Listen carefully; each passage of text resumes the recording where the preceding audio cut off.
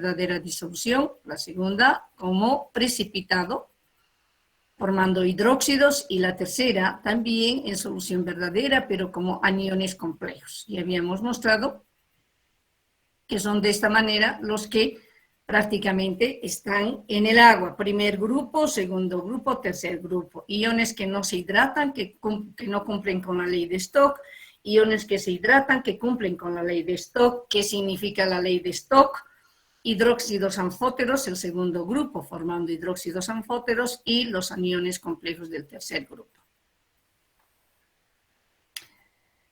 2.3, propiedades de las soluciones. También habíamos dicho que cuando un soluto se encuentra disuelto en un disolvente, y en particular en el agua, prácticamente este soluto disuelto en el seno del agua alteraba las propiedades más importantes del agua, que eran el punto de fusión y el punto de ebullición, que prácticamente cambian. El punto de fusión disminuye, el punto de ebullición aumenta, la densidad aumenta. Pero también el comportamiento químico en el seno del agua se modifica, e incluso en muchos casos el color se modifica. Propiedades que caracterizan a las disoluciones. Ahí tenemos la composición química, o sea que es variable, la disolución es homogénea, las características químicas son las mismas antes y después de la disolución, y las propiedades físicas prácticamente son distintas antes y después de la disolución. Cuando nos referimos a un soluto, pero en el sentido de una mínima cantidad, nos referimos a un límite inferior. En estos casos puede estar concentrada o diluida la disolución dependiendo del comportamiento del soluto. Pero cuando nos referimos a una máxima cantidad, prácticamente no tiene un límite, ¿no? Depende de las características tanto del soluto como del solvente. Y tenemos acá entonces la solubilidad del soluto con respecto al solvente, ¿no? Solubilidad del soluto con respecto al disolvente o al solvente. Como les decía, todo depende. Si estamos con una cantidad mínima de soluto, vamos a estar en una solución más de las veces no saturada o diluida. Sin embargo, podríamos también estar en una solución concentrada. Esto va a depender de la característica del soluto. Cuando tenemos una máxima cantidad de soluto, sabemos que vamos a estar en una solución saturada, ¿ya? Pero más de allá también tiene otro nombre, la solución sobresaturada. Disolución homogénea. ¿A qué se refiere? Simplemente a la distribución uniforme de las moléculas entre el soluto y el solvente. Y acá tenemos que hablar de la difusión.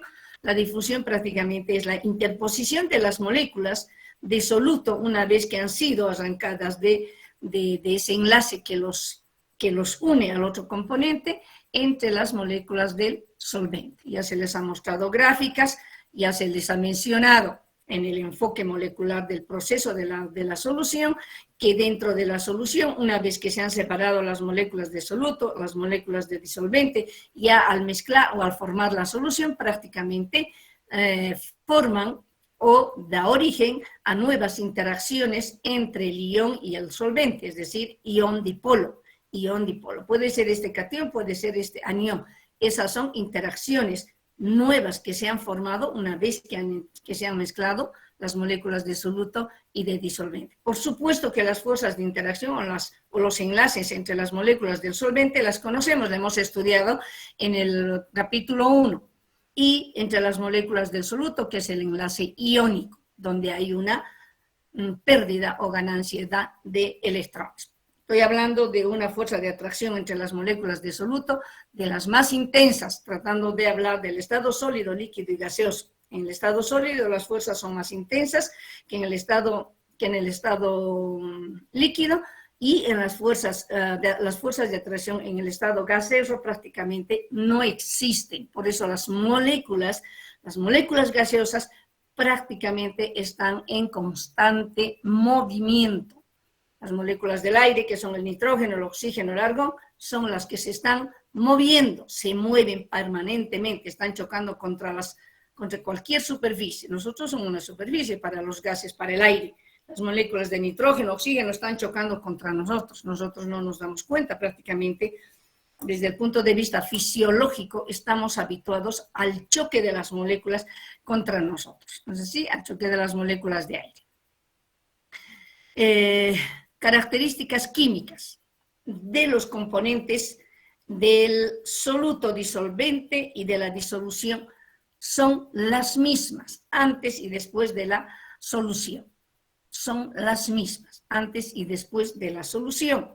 Las propiedades físicas de los componentes de la disolución y del disolvente respecto del disolvente son distintas, ¿no es así? Y también la presión de vapor, en este caso, que disminuye, lo mismo que decíamos, cuando hay presencia de soluto en el seno del disolvente, prácticamente van a cambiar, van a alterarse las propiedades físicas, y una de las propiedades físicas, la presión de vapor, disminuye. 2.4, modo de expresar la concentración. Hemos dicho la concentración, Orellana, si es que no he estudiado ahí, tiene el concepto de concentración, pero toditos tienen que haber sabido porque ya están estudiando, pues no me pueden decir no nos ha hecho la retroalimentación, si ya lo están estudiando, sus compañeros ya han expuesto. Lastimosamente, jóvenes, hay cosas que hay que memorizar. No es todo razonamiento en la vida.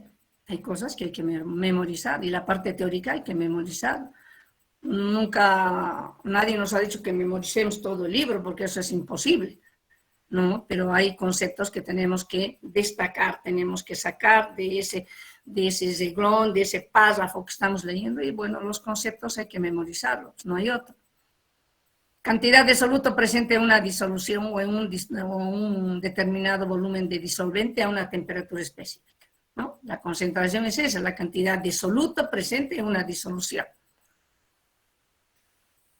¿Cómo distinguimos a las soluciones? Ahí están no saturada, saturada, sobresaturada. Solución saturada prácticamente está en función de la cantidad de soluto. Y en este caso el soluto es pequeña para una solución no saturada. Para una solución saturada la cantidad de soluto es grande y para una solución sobresaturada nos referimos a un máximo de soluto. Para expresar de manera cuantitativa la concentración utilizamos unidades físicas y unidades químicas. Dentro de las unidades físicas tenemos a los gramos de soluto por peso o volumen de disolvente. Prácticamente esto del peso ya no se utiliza mucho. Libros actuales dicen masa, ¿no? Porque dada la diferencia de concepto, la masa es la medida de la cantidad de materia. Y cuando digo medida de la cantidad de materia, más de las veces, cuando digo la masa, me estoy refiriendo a una cantidad, a un valor. O volumen del disolvente, eso sí, volumen del disolvente. Las unidades químicas están en molaridad y molalidad. Entonces existen dos unidades, dos formas de poder expresar y de manera cuantitativa a la concentración. Las unidades físicas, las unidades químicas. Dentro de las físicas están los gramos de soluto por peso o volumen de disolvente y las unidades químicas solamente la molaridad y la molalidad. No la vamos a utilizar la normalidad.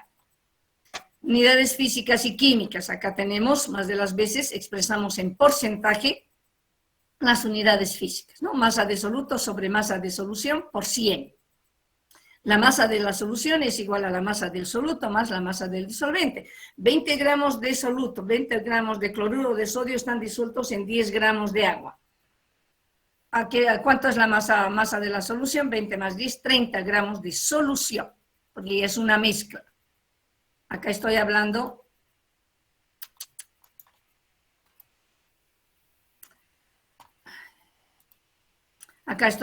de una mezcla. Por lo tanto, al mezclar el soluto con el disolvente, los gramos ya no es ni de soluto ni de disolvente, es de la mezcla, gramos de solución, masa de la solución, ¿no? Masa de la solución. Si yo tengo la masa de la solución y tengo la masa del disolvente, tranquilamente por diferencia puedo hallar la masa del soluto. Si yo tengo la masa del disolvente, quiero la masa de la masa del soluto, puedo hallar por diferencia masa solución menos masa disolvente, puedo hallar la masa del soluto. También podemos hacer eso. Pero tenemos que tener en cuenta que la masa de la solución simplemente es a la suma de la masa del soluto y la masa del disolvente. Por lo tanto, el porcentaje se puede calcular de esta manera, masa soluto sobre masa solución multiplicado por 100. Si yo les estoy diciendo, estoy disolviendo 10 gramos de soluto en 20 gramos de disolvente, entonces calcule el 100%. ¿Cómo tendríamos que hacer? A ver, rápidamente, ¿alguien me puede decir? 10 sobre 30%. 10 sobre 30%, ¿no? Así calculamos el porcentaje en masa, porcentaje, me están diciendo. Esta masa de soluto, o sea, 10 gramos de soluto, ¿cuánto representa en porcentaje? En porcentaje. Entonces, si hago 10 dividido entre 3 por 100, seguramente me puede salir 5%. Entonces, 5% representa 10 gramos de soluto en la disolución en porcentaje. Y el resto significa ser el disolvente en porcentaje también. 100 menos 10, 90. O 100 menos 5, 95. 95% es agua y 5% es soluto en porcentaje. La molaridad, estos son conceptos, chicos. Esto tengo que saber. La molaridad se define como el número de moles de soluto sobre el litro de solución. Número de moles de soluto sobre el litro de solución. De los gramos de soluto, utilizando el concepto de mol, voy a llevar a número de moles de soluto sobre el litro de solución. 1 litro. Ese es el concepto. Número de moles de soluto en 1 litro. Y vamos a denotar con M mayúscula, molaridad. La molaridad, número de moles de soluto es igual que este. Número de moles de soluto, pero la diferencia radica acá. 1 kilogramo de disolvente. Acá es un litro de solución o disolución y acá es 1 kilogramo de solvente o disolvente. Es decir, 1000 gramos de agua. Número de moles de soluto sobre 1000 gramos de agua. Y tenemos para denotar M minúscula. M minúscula. Ya. Voy a salir de esta para entrar a otro.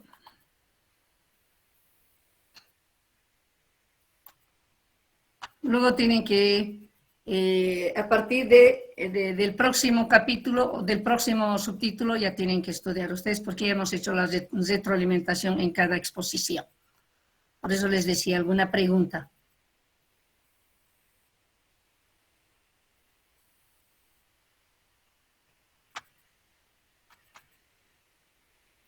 Dice, perdón, tengo una consulta.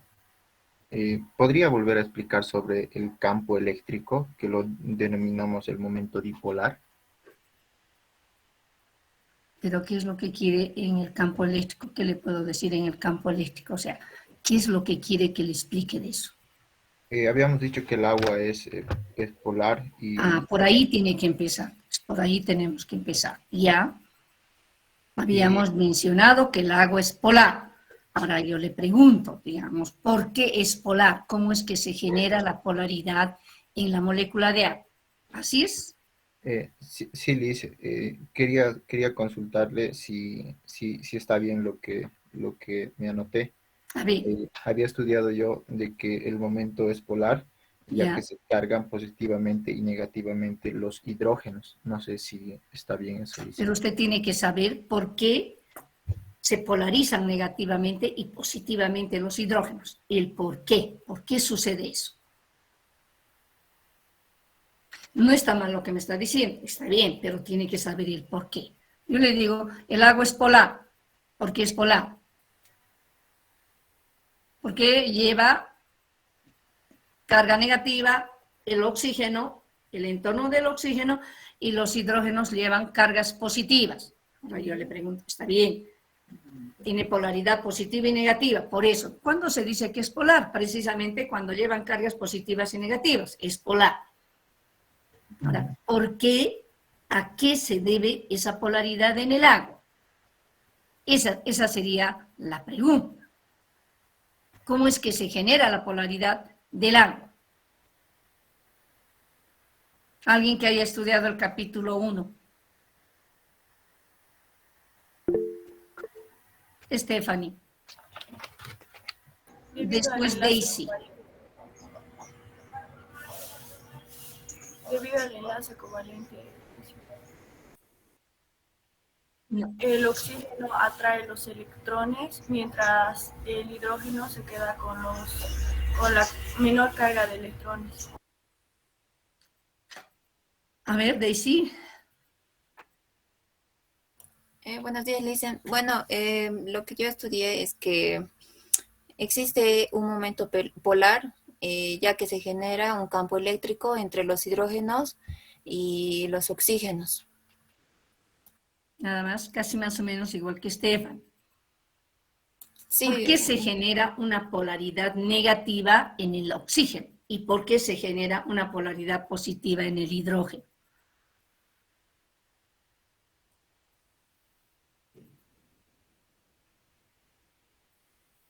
por su cantidad de electrones, Lisen. Bueno, ¿Dónde? sabemos que el oxígeno es negativo, tiene 6 negativos, y el oxígeno, diría, y el hidrógeno 1 positivo, entonces trata de absorber, de atraer el oxígeno al hidrógeno. ¿Qué es lo que trata de absorber al hidrógeno? ¿Como hidrógeno? No, sus electrones, Lisen, perdón. Tenemos que partir por ahí. El oxígeno, en comparación del hidrógeno, es mucho más electronegativo.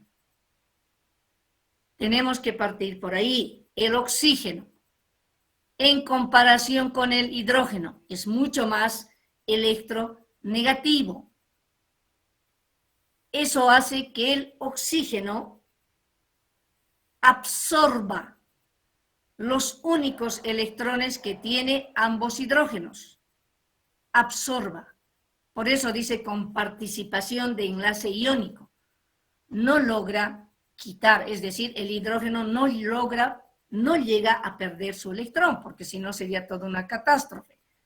¿Me entienden? Pero prácticamente se va más hacia el oxígeno que quedarse más hacia el hidrógeno. ¿Y qué pasa con el oxígeno? Aumenta su densidad electrónica.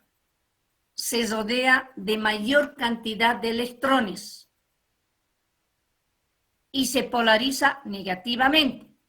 Miguel, ahí está. ¿Sabí? Sí, Liz, ahora ya lo tengo anotado. Y se polariza negativamente. ¿Por qué se polarizan los hidrógenos positivamente?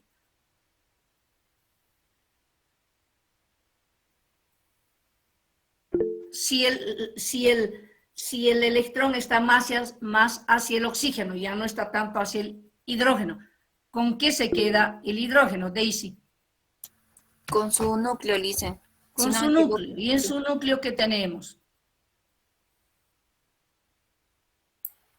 Protones, Lisen. Protones y... Con carga positiva. ¿Y quiénes más están? ¿Neutrones? ¿Tiene neutrones? Araceli. No tiene neutrones. No, los protones con carga positiva, Liz. Se quedan con sus protones de carácter electropositivo, con carga positiva. Por lo tanto, se polarizan positivamente. No pueden polarizarse negativamente. Bueno, tienen ya el electrón casi está más pegado al oxígeno que al hidrógeno. Por lo tanto, se queda con su núcleo de carga positiva, con los protones que están grandes, o sea, igual que en los oxígenos, tiene mayor densidad de carga positiva, por lo que se polariza positivamente. Entonces estamos dando origen a un campo eléctrico, cargas positivas, cargas negativas. Estamos dando lugar al origen de un campo eléctrico denominado momento polar o dipolar. Se está dando origen a un campo eléctrico, ese campo eléctrico se denomina momento polar o momento dipolar. Miguel Ángel, ¿estamos ahora? Tenorio. Sí, Liz, ahora ya lo tengo anotado. Mientras no se polarice positivamente o negativamente, en realidad positivamente y negativamente, o negativamente y positivamente, no estamos creando un campo eléctrico. Para crear un campo eléctrico tenemos que nomás polarizar, tenemos que tener gran cantidad de cargas negativas y gran cantidad de cargas positivas. Ahí hay un campo eléctrico, y ese campo eléctrico en el agua le llaman o le denominan momento polar o dipolar. ¿Está bien? Sí, Lice, ahora está claro, gracias. Lourdes, Hinojosa, repíteme lo que hemos dicho.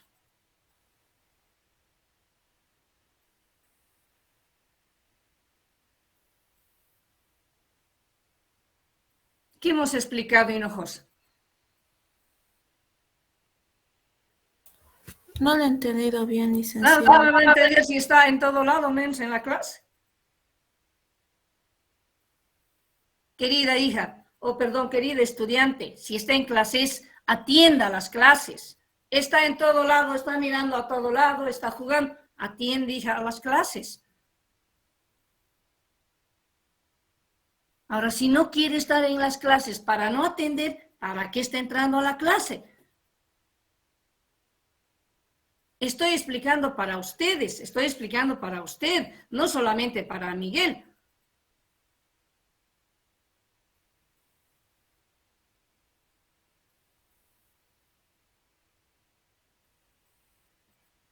Por eso les digo, me desmotivan totalmente.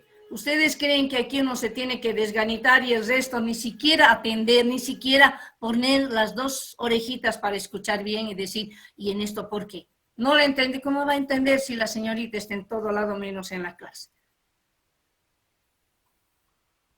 ¿Ha leído el capítulo 1?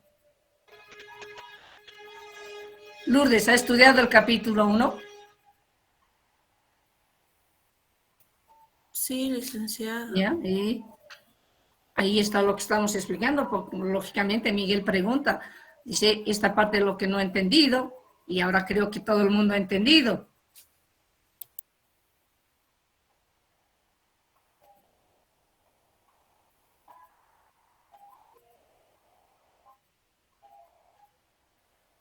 La pregunta puede ser, ¿por qué existe un momento dipolar en el agua? Tienen que describir lo que estamos diciendo.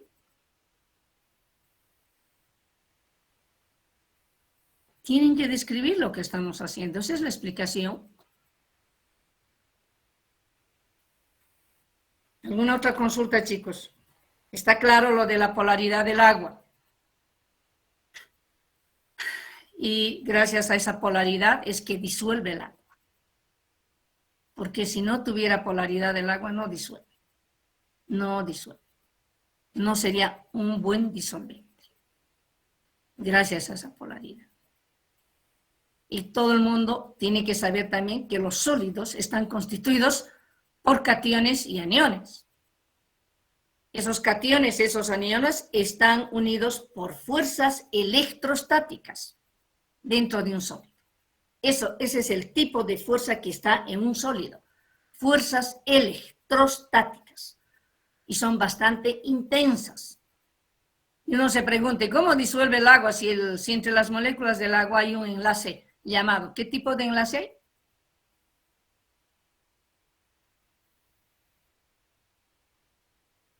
Diego Alexander, ¿qué tipo de enlace tenemos en el agua?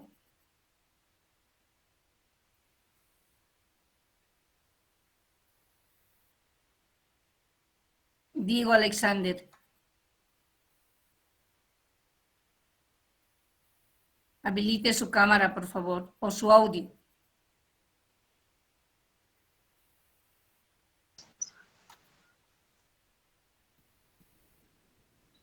¿Yo Lice? No, Diego. ¿Sabe quién se llama Diego? Pues Disculpe, dicen Diego Alex o Diego Alexander. Alex. Bueno, no sé, es que aquí dice Alex y yo me invento el segundo nombre, ¿no? Alexander, Alex, no sé. Pero su primer nombre es Diego, ¿no? Sí, sí, sí. ¿Qué tipo de enlace hay en el agua? ¿Qué tipo de fuerza intermolecular Enlace covalente. entre las moléculas de agua? Enlace covalente. No. A ver, José Andrés, ¿qué tipo de fuerza intermolecular?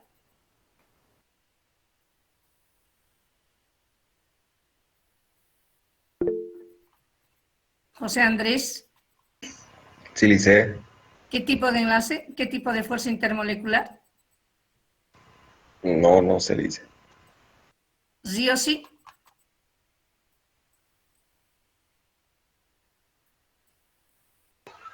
No me la sé, Lice.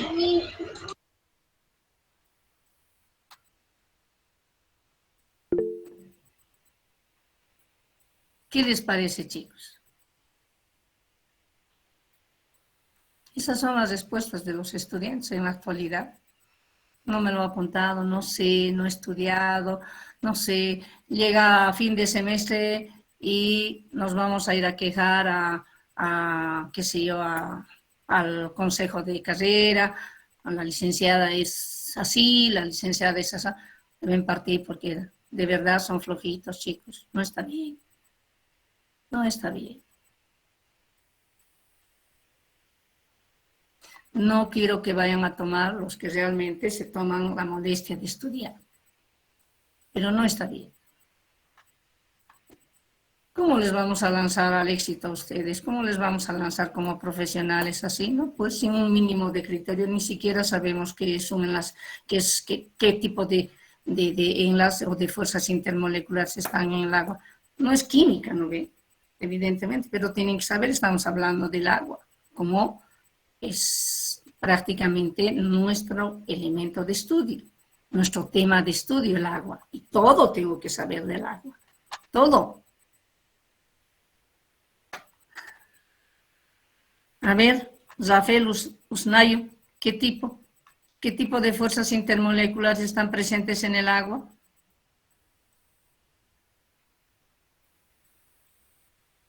No logro recordarme, ¿verdad, licenciado? Sobresaturación, estado coloidal, con mucho gusto respondo, porque tenían que hacer el examen el día viernes. Entonces pueden preguntar si es que tienen alguna duda. Si tenemos alguna duda.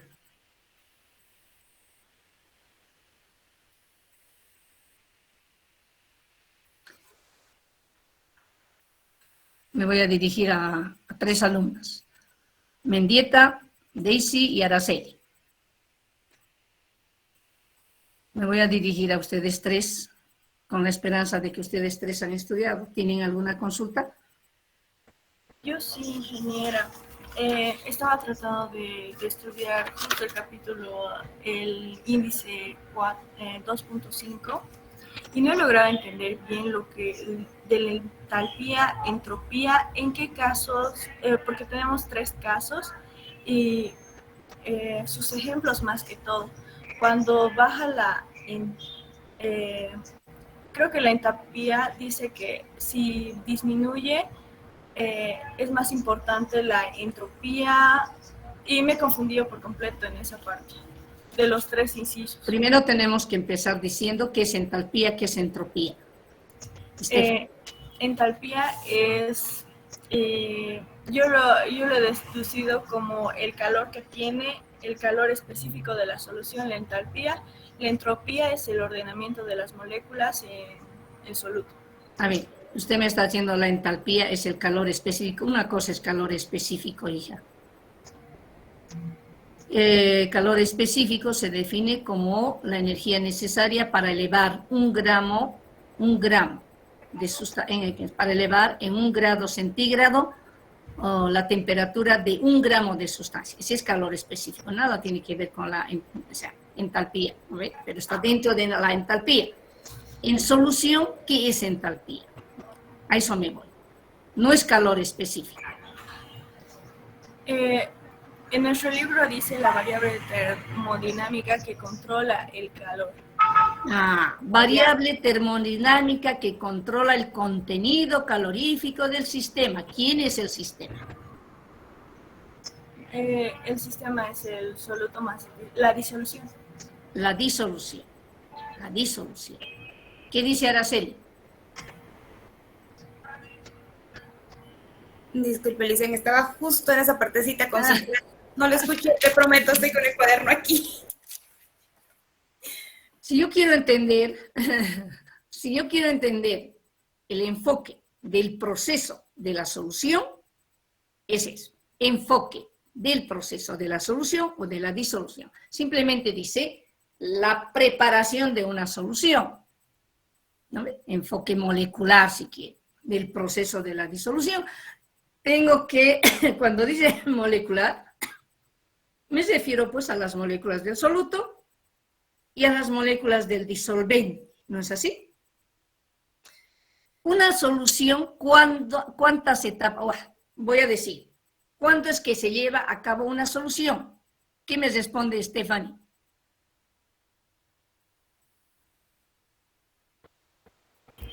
La primera etapa es la... No. Primero, ¿cuándo es que se lleva a cabo un proceso de disolución? No le estoy preguntando. Cuando se mezcla un soluto con un disolvente. Ya, pero ¿eso qué implica? ¿Cuántas etapas implica? 3 etapas. 3 etapas. Cuando yo le pregunte, Stephanie, ¿cuántas etapas implica un proceso de la disolución? Su respuesta es clara, 3 etapas. Hasta ahí, no necesito más que ponga nada, porque no le estoy diciendo, explique etapa por etapa. No le estoy diciendo eso. ¿No ve? Le estoy simplemente, un proceso de la disolución comprende 3 etapas, listo. Cuando decir, hasta en su tesis, chicos, el día de mañana, no vayan a decir todo. Guárdense algunas cosas que saben que les van a preguntar. Porque si dicen todo, entonces uno ya como docente, yo sé, esta señorita sabe todo, ¿qué le voy a preguntar? Me vas a responder rápido. Siempre buscamos algunos conceptos de que realmente les podamos hacer caer en una defensa de tesis, ¿no es así? Pero si estoy explicando todo correspondiente al trabajo, ya, pues, yo digo, domina su tema, ya, ¿qué le voy a preguntar? Tendría que ser una pregunta bien rebuscada. Entonces ahí tiene que quedarse. Dice, un proceso de disolución se lleva a cabo en 3 etapas. 3 etapas es la respuesta, ¿no? Y ahí decir, yo le puedo, ¿y qué significa? ¿Qué representa la primera etapa? ¿No? Entonces, ¿quién es el sistema? La solución. No necesita decirme, es el soluto más el agua. La solución, pues ya está mezclado. Ya está en un vaso, o ya está en el río, o ya está en el lago. Ese es un sistema, un ecosistema. Y dice, la variable termodinámica llamada entalpía controla el contenido calorífico del sistema. ¿Qué está diciendo? El calor del sistema, contenido calorífico, la cantidad de calor, si queremos, el calor del sistema controla, la entalpía. Ahora, ¿qué me preguntaba? Que si es menor, que si es mayor, me decía. Eso es lo que quiero. Pero ya hemos...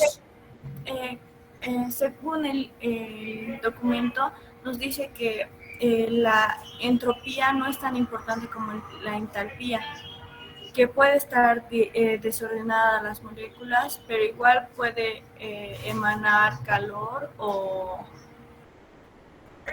puede ser un proceso endotérmico o exotérmico. Y con todo eso me he confundido. Cuidado, Stephanie. Cuando dice puede ser un proceso endotérmico o exotérmico, tiene que ver con las fuerzas de interacción generadas cuando se ha producido la disolución. Con las fuerzas de interacción, ahí el proceso es exotérmico, endotérmico. Nada tiene que ver, digamos, la entalpía y la entropía. Entonces, la entalpía es una variable termodinámica, vuelvo a repetir, que controla el contenido energético, calorífico del sistema. Y la entropía tiene que ver con el orden y desorden de las moléculas dentro de la solución. Yo le pregunto, si está más desordenado, ¿qué pasa? ¿Se lleva a cabo independientemente del contenido calorífico? ¿Qué dice sobre la solubilización? Que habilite su audiencia. Entre más desordenado está, más fácil es que se disuelva. ¿Por qué agita? ¿Por qué agita cuando usted le pone para en el agua? ¿Para qué le agita? Para romper los enlaces. ¿Y luego? Para que se diluya. ¿Quién me dice? ¿Por qué agitamos, Daisy?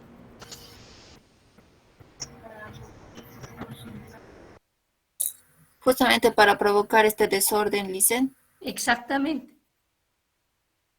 Por supuesto que va a romper los enlaces al agitar, pero va a provocar ese desorden del soluto para que la solubilización del soluto en el disolvente sea pues más rápida. Eso es lo que queremos. A mayor orden, mayor o menor solubilización. Araceli?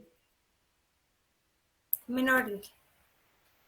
Para eso es que agitamos, chicos. Porque lo que queremos es romper esos enlaces dentro de las moléculas de soluto.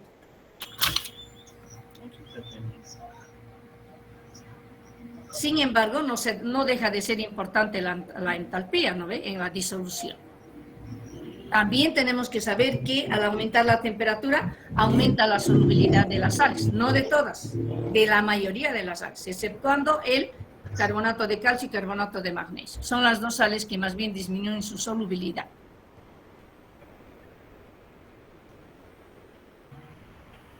Lisa, una consultita. Entonces, como usted nos dice, al batir, al aumentar lo que es la entropía, no tiene nada que ver con lo que es esta parte de lo que decía mi compañera del calor. En muchos casos. En muchos casos. Puede no estar caliente, pero si usted desordena el sistema, logra conseguir la solubilización.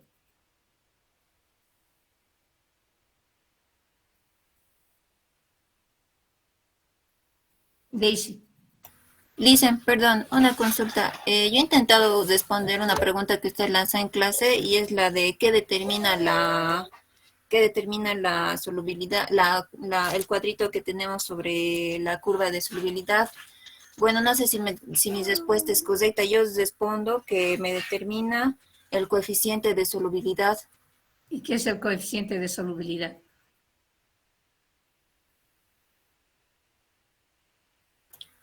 Es lo que nos dice que es a mayor temperatura, mayor solubilidad.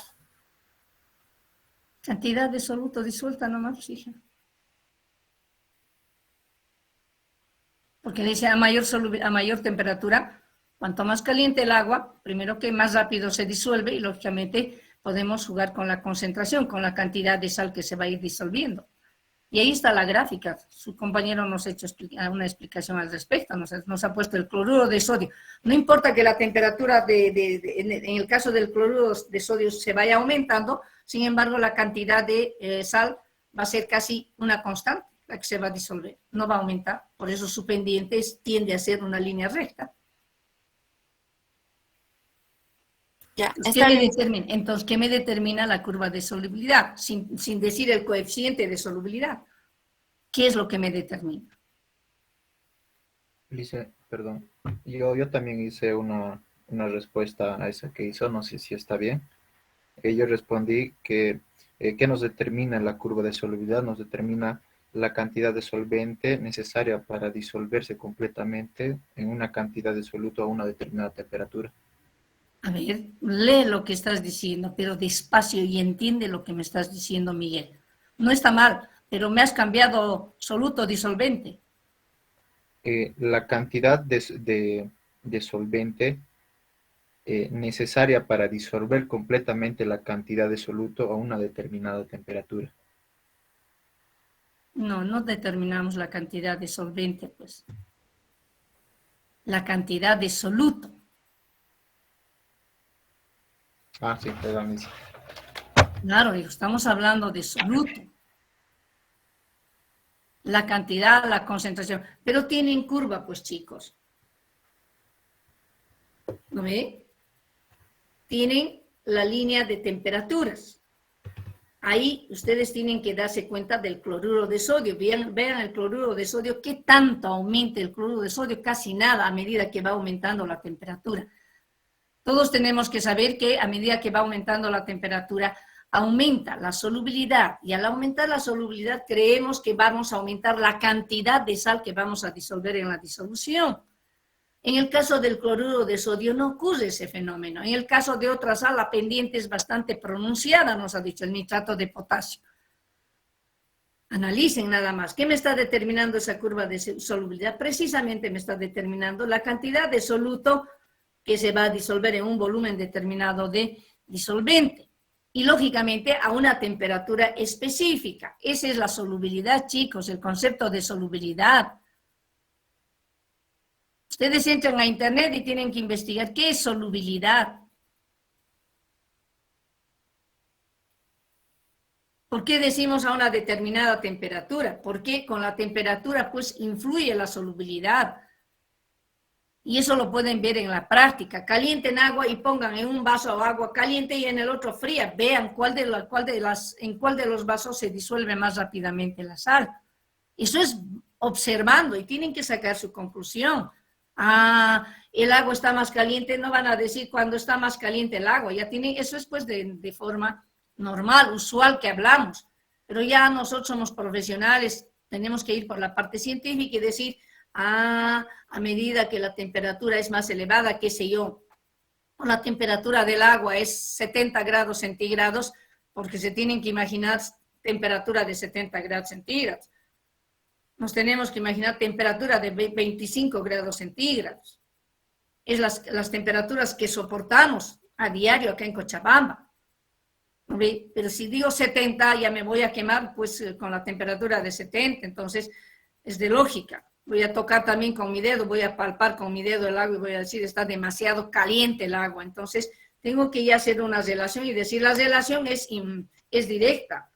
La temperatura del agua está en 80 y su solubilidad es más rápido, se disuelve más rápido.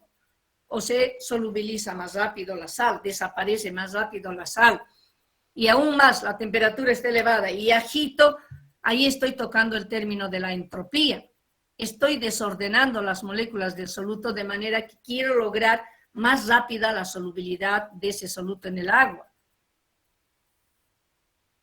A mayor desorden, también la solubilidad aumenta. A mayor desorden.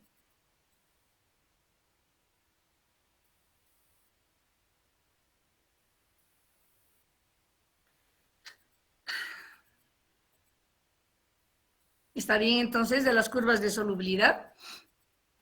Sí, dicen gracias.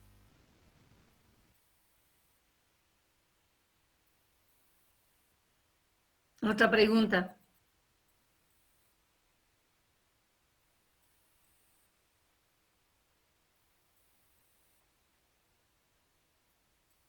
De la disolución es mucho más complicado con sus figuras, pero esas figuritas, omega, qué sé yo, simplemente se refiere a las interacciones, a las fuerzas de atracción entre las moléculas de soluto, las fuerzas de atracción entre las moléculas del disolvente y las fuerzas de atracción que se han generado producto de la mezcla entre el soluto y el solvente, ¿no? Estoy hablando de interacciones ion-dipolo. Ion-dipolo, el agua es un dipolo. Y los iones que se forman producto de la solubilización.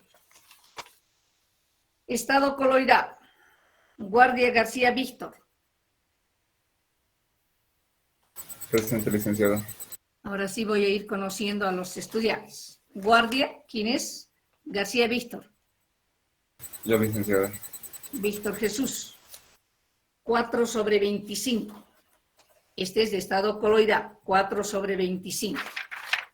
La primera respuesta era materias en suspensión coloidal. La segunda respuesta es la turbidez o turbiedad. La tercera respuesta era aterramiento de embalses, coagulación en el tratamiento de las aguas. Obviamente, si tenemos agua turbia, desde el punto de vista económico vamos a tener consecuencias. O sea, por eso dice, tiene mucha importancia la turbidez en el agua desde el punto de vista económico. ¿Por qué? Por el aterramiento de los embalses. En caso de la angostura, por ejemplo, si tiene mayor cantidad de sedimento, qué sé yo, de materia en suspensión, va a arrastrar, va a llegar un momento en que va a ir disminuyendo totalmente su caudal y va a estar lleno. Puede ser que después, el día de mañana, ya no entre ni un centímetro cúbico de agua, ¿no? Esa es la importancia de la turbidez del agua. Claro que no es favorable. Y la coagulación como primer proceso del tratamiento de las aguas, ¿no? Del tratamiento químico de las aguas. Tienen que saber, chicos, para el examen qué es coagulación, qué es floculación, qué es sedimentación, qué es filtración. Concepto, la parte conceptual, eso tienen que saber. La cuarta pregunta del diámetro. A ver, una solución, un sistema disperso, es la laguna, les he dicho.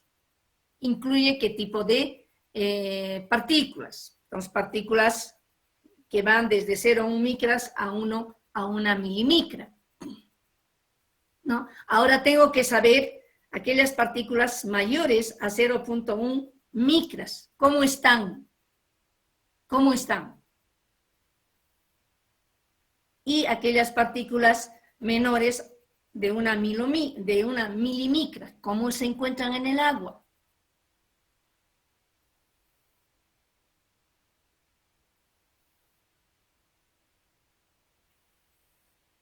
Vuelvo a decirles, su examen era el viernes y va a preguntar, ¿cómo están aquellas partículas mayores de 0,1 ¿qué es micras? En suspensión grosera. Y esa es la respuesta, ¿no? ¿Y cómo están las otras? Tienen que ver. Los que no han estudiado, estudien.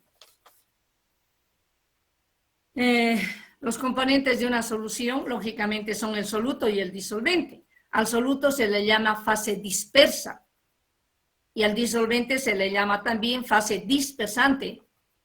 Lo que dispersa, sustancia que dispersa al soluto. Tiene también su concepto la floculación, por eso lo dice coagulación, floculación, tienen que saber qué es la floculación. A ver, Ángelo, ¿qué es la floculación? La precipitación de una disolución coloidal, ¿sí? Ese es precipitación de una solución coloidal. Muchas veces esa solución coloidal se llama sol. Perdón, ese precipitado dice la precipitación de una solución coloidal llamada también sol.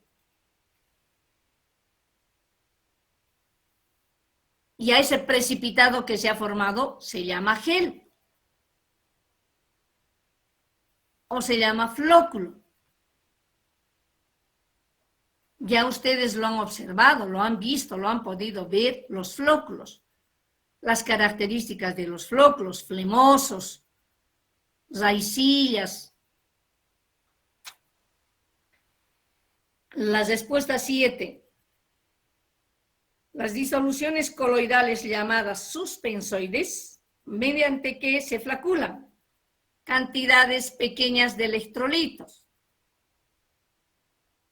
Cantidades pequeñas de electrolitos. Hay otras que requieren mayor cantidad de electrolitos para flocular.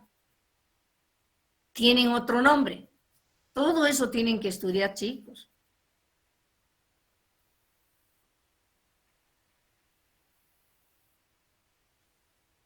La pregunta 8 era coagulando. ¿Y qué es la coagulación? Tienen que saber. Tenemos que saber qué es la coagulación. Tenemos que saber qué es la floculación. Tenemos que saber qué es la precipitación. Tenemos que saber qué es la filtración. La pregunta 9 era coagulando, o la respuesta 9 era coagulando, y la 10 era absorber iones como consecuencia de su gran superficie. Otra propiedad, una característica de los coloides es que tienen carga eléctrica. Sí, carga eléctrica. En la mayoría de los casos negativa. En la mayoría de los casos negativa. ¿Cómo se quita esa carga eléctrica, esa partícula coloidal del agua? ¿Cómo se quita? Ya hemos dicho, coagulando. Y una propiedad también de los coloides es el de absorber iones, pero van a absorber iones de la misma carga, no van a absorber para desestabilizarse. Absorben, esa es. Otra propiedad es la de absorber iones por su gran superficie. Hemos dicho, la mayor cantidad de las sustancias disueltas en el agua entran en estado coloidal. Eso quiere decir prácticamente que forman pues coloides de gran superficie y que absorben iones de la misma carga y se estabilizan. Lo que queremos es desestabilizar. ¿Cómo desestabilizamos? Eso es lo que queremos. Ese era el examen, chicos, esas eran las respuestas. sus notas. ¿Dónde están sus notas? De su primer examen. Me faltan algunos casos.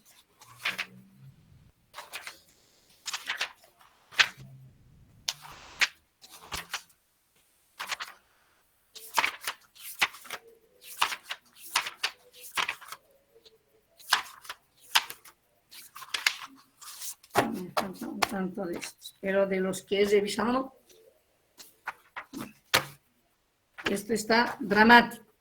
Mérida Patiño, Pamela, 10. La primera respuesta era las fuerzas intermoleculares e intramoleculares que participan en las moléculas de agua se llaman enlace por puente de hidrógeno, enlace covalente con enlace iónico. La segunda respuesta era, para satisfacer nuestras necesidades de higiene personal y del hábitat, se utiliza el agua, por eso se dice que el agua es imprescindible, no es indispensable. Imprescindible, no hay otra sustancia que reemplace al agua para satisfacer esas necesidades de higiene personal y del hábitat. Mencione los usos del agua, creo que uno o dos no saben cuáles son los usos, después el resto han mencionado bien. El agua pura es poco conductora de la corriente eléctrica porque está ligeramente disociada. En los alimentos también está presente el agua distribuida en proporciones que varían. No voy a aceptarle, no he puesto mal a todos aquellos alumnos cuya suma de porcentajes pasan de 100. Es 7.3 en la harina de avena y 92.7% en la lechuga. Sumados son los 100%. Me han sacado 94, 96, no sé qué me han puesto, pero súmenle, chicos. ¿Por qué la definición de agua pura se vuelve compleja? Simplemente por el descubrimiento de los isótopos de hidrógeno y oxígeno. Esa era la respuesta. 7. Ligeras variaciones en el contenido de sustancias presentes en el agua vuelven inservible y a veces altamente peligrosa para la salud. Para tener conocimiento de esto debemos aplicarle al agua un control de calidad de la misma. ¿Cómo voy a saber yo? ¿Cómo voy a saber que el agua no sirve? Tengo que aplicarle un control de calidad y eso significa, control de calidad significa una prueba de análisis o un análisis tanto físico-químico como microbiológico. Todas las propiedades y constantes físicas del agua son totalmente anormales y se debe a la polaridad. Primero, a la polaridad. Y segundo, se debe a la asociación de moléculas. El agua no es solamente H2O. El agua es una mezcla de agua ligera de deuterio y de tritio. Pero esas tres que están mezcladas se llama asociación de moléculas. Y al otro lado va la polaridad del agua. También hace que las propiedades y las constantes físicas sean totalmente anormales, porque es la única sustancia tremendamente polar. 9. Las tres propiedades más importantes del agua son punto de ebullición, punto de congelación y densidad. El agua en estado sólido y hielo está en las regiones más frías de la Tierra. Pregunta 11. El agua ejerce una gran influencia, esto es importancia del agua desde el punto de vista general. El agua ejerce una gran influencia en el desarrollo de la industria agrícola y vías de comunicación. Pregunta 12. La casi totalidad de los procesos químicos se realizan en o entre soluciones acuosas o entre sustancias disueltas en el agua. No hay. Proceso químico me refiero a una reacción química con una vida. Tienen que saber escribir la ecuación de donde obtienen agua. Hidrógeno gaseoso más oxígeno gaseoso produce agua líquida. Ni siquiera eso aprendemos, chicos. Ni siquiera eso aprendemos. Ingenieros sanitarios van a ser ustedes, tienen que aprender por lo menos de dónde es que se tiene agua en la naturaleza, cuál es la reacción química. Las dos anomalías del comportamiento de la densidad del agua, ¿cuáles son?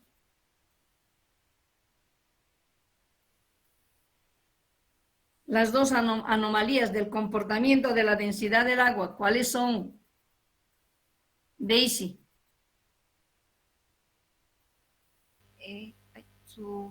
Si no me equivoco, es el punto de congelación y su máximo, la ubicación de su máximo de su densidad. ¿Cuáles van a volver a estudiar, chicos? No les voy a decir esa respuesta, que nadie ha respondido. Creo que uno solo ha respondido, pero ¿quién es? Es su considerable, ¿qué pasa del estado sólido? Su considerable expansión al pasar el estado sólido y la localización de la densidad, del máximo de su densidad.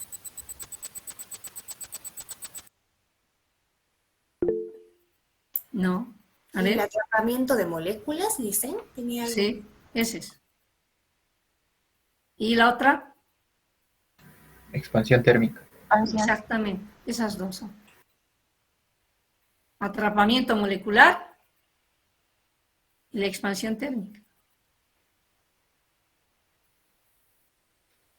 Está diciendo así clarito, las dos anomalías del comportamiento de la densidad del agua. Fabiola. Del comportamiento de la densidad del agua. Lean bien la pregunta. Estoy hablando del comportamiento de la densidad. ¿Por qué se compara o por qué se comporta de esa manera la densidad del agua? ¿Cuáles son esas dos anomalías? Para que se comporte así la densidad del agua, que es totalmente diferente a la densidad del resto de las sustancias. Va en ese enfoque la pregunta. El hielo flota en la superficie del líquido porque resistencia térmica. ¿Por qué flota? No, Tenorio. ¿Por qué flota el hielo? Cualquiera, díganme nomás. La densidad es menor que Porque la densidad es menor. Ojo, algunos me han puesto disminuye la densidad. Cuidado. Porque la densidad del hielo en estado sólido es menor que la del estado líquido. Esa es la respuesta, no porque la densidad disminuye. Y si les digo hasta dónde disminuye, es menor que la del estado líquido. Es menor, no disminuye. Los mares, lagos y ríos de las zonas frías, al congelarse el agua en la superficie, lo congelado se iría al fondo, de modo que al llegar el verano, el hielo acumulado en el fondo persistiría a causa de la resistencia térmica. A causa de la resistencia térmica. La base de las propiedades físicas y químicas, nadie ha hecho esto. La base de las propiedades físicas y químicas de una sustancia que se va a formar son las propiedades físicas y químicas de sus elementos constituyentes. ¿Cuáles son sus elementos constituyentes del agua? ¿Quién me dice? Dale, Daisy, dale, responde nomás, hija. Hidrógeno y oxígeno, Lisa. Hidrógeno gaseoso y oxígeno gaseoso. Tienen que ser bien claros en eso. ¿Hidrógeno qué? Atómico, no hay hidrógeno atómico. Los elementos constituyentes del agua son el hidrógeno gaseoso y el oxígeno gaseoso. Por lo tanto, las propiedades físicas y químicas del agua van a tener una base. ¿Cuál es la base? Precisamente las propiedades físicas y químicas de sus elementos constituyentes. Cuando digo químicas, a ver, ¿a qué se refiere? Priscila.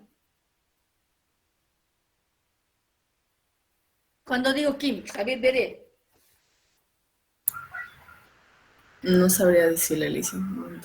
Ruth Arce. Ahorita no tengo la respuesta, Alicia. ¿Cuándo va a tener la respuesta? ¿Al año?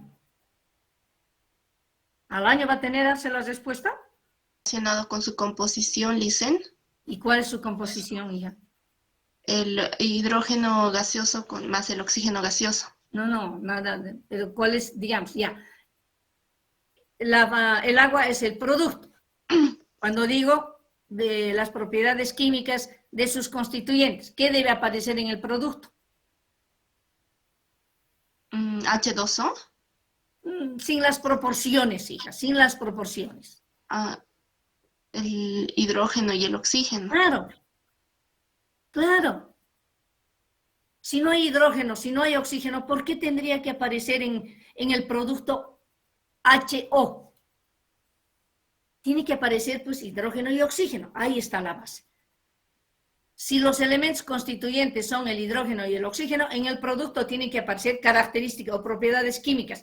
H, oxígeno, o sea, hidrógeno y oxígeno. Ahora las proporciones ya es otra cosa, ¿no ve? 2:1, ya es otra cosa. Pero ¿cuál es la base de sus propiedades químicas? El hidrógeno y el oxígeno. Por lo tanto, tiene que aparecer en los productos hidrógeno y oxígeno. ¿En qué proporción? Ya es otra cosa. Ahí vienen las propiedades físicas. También. Entonces dice clarito, pues tienen una base. Y son las propiedades físicas y químicas de los elementos constituyentes. Si en los reactivos hay, sodio más cloro, ¿qué va a aparecer en los productos? Sodio-cloro. ¿Qué va a formar? Cloruro de sodio. Entonces las propiedades químicas tienen una base.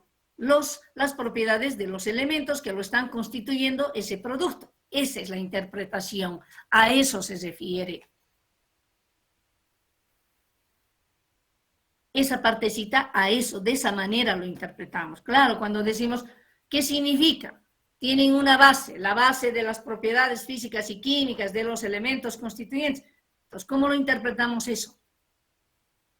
Si estoy obteniendo una sustancia de agua y en el agua su propiedad química o característica química es hidrógeno, oxígeno, por supuesto, ¿cuáles son sus elementos constituyentes? Tiene que ver con el hidrógeno, tiene que ver con el oxígeno. No puede aparecer ahí flúor, carbono, y en el producto aparecer agua. ¿No les parece? Carbono más oxígeno, ¿qué va a producir? Dióxido de carbono, monóxido de carbono. ¿Cuáles son la base de las propiedades físicas y químicas del dióxido de carbono? Los elementos constituyentes. ¿Cuáles son? El carbono y el oxígeno.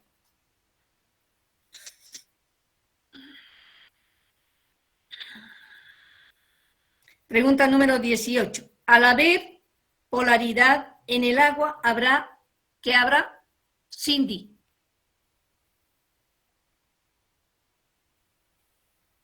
Al haber polaridad en el agua, habrá un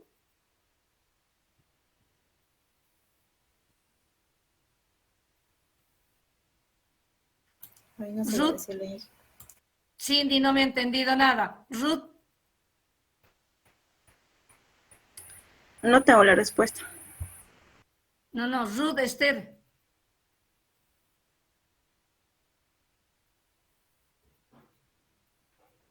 No sé la respuesta, Lisa. Moisés. Moisés. No tengo la respuesta, licenciado. Fabiola. Daisy.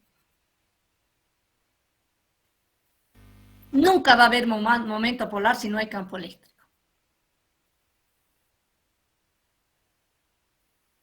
Si estoy explicando, acabo de explicar cuando me ha preguntado Tenorio.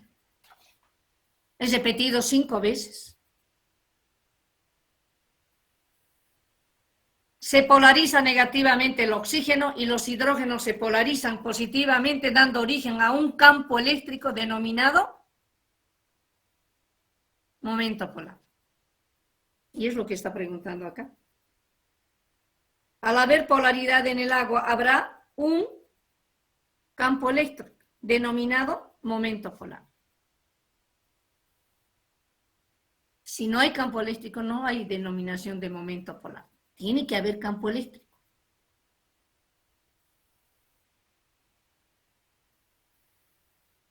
Si sin ese campo eléctrico se denomina momento polar, momento dipolar.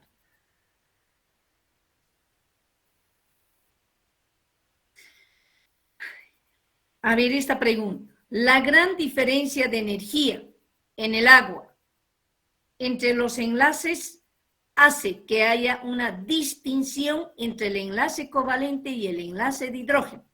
¿Cuál es esa distinción? Energía en el agua entre los enlaces, os voy a decir, la gran diferencia entre los enlaces, la gran diferencia de energía entre los enlaces en el agua, tal vez así, también dicha de esa manera, hace que haya una diferencia entre el enlace covalente y el enlace de hidrógeno. ¿Cuál es esa diferencia?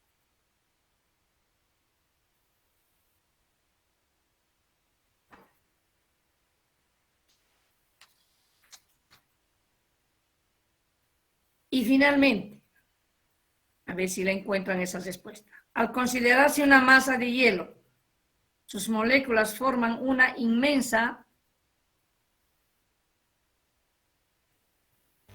Red tridimensional altamente ordenada. Las moléculas de agua en el estado sólido se ordenan increíblemente, altamente ordenada. Esa es la respuesta correcta. Red tridimensional altamente ordenada.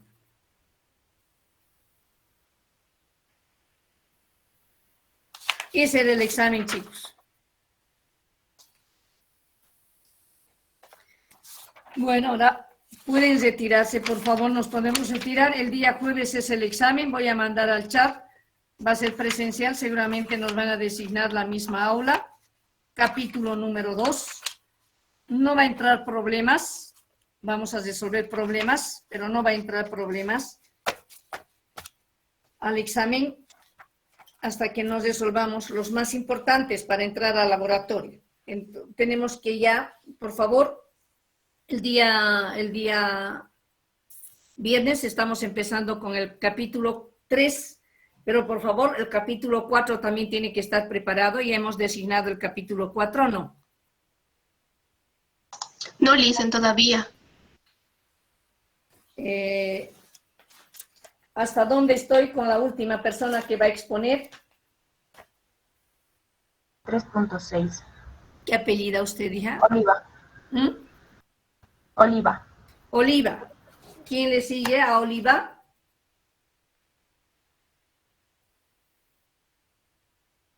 Los que le siguen a Oliva, a partir de Oliva para arriba, por favor, vamos preparando el capítulo 4 que les he enviado ya. Entonces, el capítulo 3 lo estamos haciendo el viernes y el capítulo 4 lo vamos a ir haciendo el día lunes.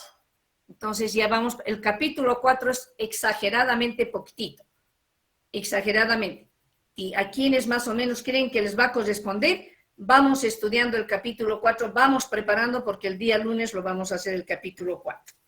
Tienen que saber bien sobre la parte de tratamiento, qué significa cada uno de los procesos, de manera bien resumida los conceptos. Buenos días, nos vemos el día viernes. Voy a poner en el chat para que les diga Tenorio en qué aulita. Seguramente nos van a designar la misma aula. Nos vemos directamente. Licen, disculpen, una consultita. Para el capítulo 4 bueno, los que nos tocaría exponerlo, ¿tendríamos que exponer todo el capítulo? No, vamos a seguir haciendo por subtítulos, hija. Si Ya después está. de Oliva es usted, le sigue, digamos, ¿qué apellida? Parada. Bueno, estaría cerca. Sí, entonces ya tenemos, en realidad tiene que preparar todo el capítulo. Y yo ya le voy a decir qué capítulo le va a tocar el día viernes, ¿está bien? Pero vaya preparando todo el capítulo, porque todo el mundo tiene que preparar todo el capítulo, no es una parte nomás. ¿Ya? Está bien. Por ahí voy a designar a una sola persona porque es bien poquito, así que lo preparan el capítulo 4 a partir de Oliva. Quienes les toca, y además no solamente a los que les toca, todos tienen que preparar, así que todos preparan el capítulo 4, por favor. Vamos a estudiar el capítulo 4, ¿está bien? Porque es muy poquito el capítulo 4. Una hoja creo que es. Y todos lo pueden preparar una hojita. Buenos días, chicos.